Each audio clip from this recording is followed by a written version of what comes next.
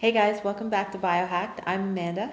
And I'm Nadeem, and we're here at Float Valley today to discuss some of the tips and tricks associated with going into the infrared sauna and the float tank.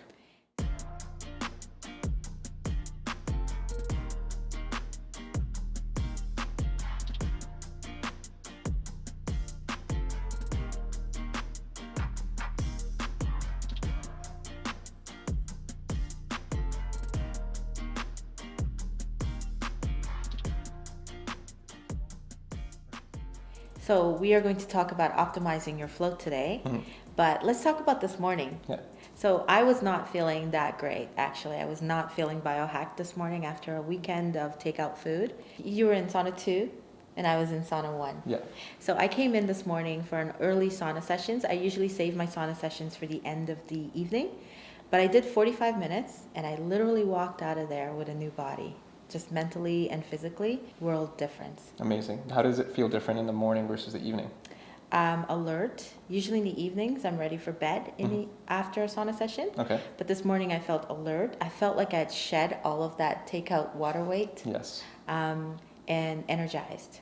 Great. I find it super effective for just kind of resetting your body when you do eat something like that, or you have a late night and it just brings you right back to baseline. So you had mentioned it's almost like being exposed to sunlight. Yes. So the infrared waves are something that the sun gives off, and so when you go into the infrared sauna, especially on a dreary day, it really does help get your serotonin levels up and your just happiness in general.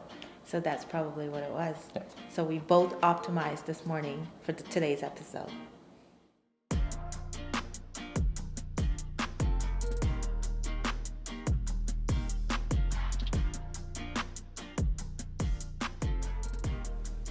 Here at Float Valley, we provide earplugs for you to use before your float.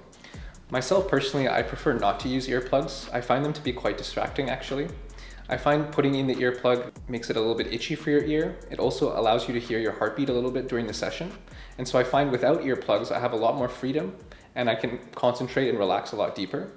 If you decide not to use earplugs on your next visit, I'd recommend using the vinegar water solution after your float to make sure no salt water is left in your ears, or use the hot water from the shower. I recommend eating a light meal 1 hour prior to floating and avoiding stimulants like caffeine and tobacco. Before I get into the float tank, I like to either do some kind of stretching or yoga. It allows my muscles and mind to calm down, and when I get into the float tank, I can enter a deeper state of meditation much quicker. Before my float, I usually like to consume either kava or CBD. Kava and CBD are very effective for quickly calming down the body and allows me to get into a much deeper state of meditation when getting into the float tank. I personally recommend booking an evening float for a good night's rest or doing a morning float to supercharge your mind for the day.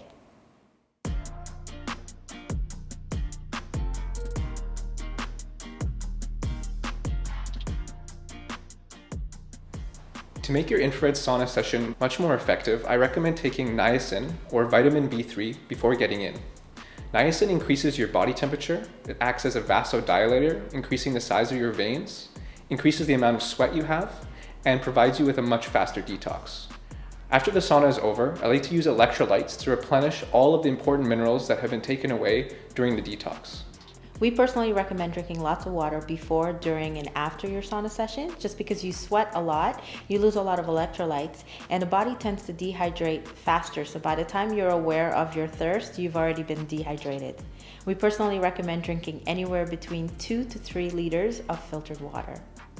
In the saunas, there is a backrest provided. I recommend to use the backrest as it helps elongate your spine and also keeps a balance between the parasympathetic and sympathetic nervous systems while doing your sauna session. I like to use my time effectively while I'm in the sauna. I either listen to a podcast on YouTube, I watch meditation videos, or I do stretches. The heat helps to open up the muscle and it actually helps me to focus a lot more. One of my favorite things to do after my sauna session is to take a cold shower.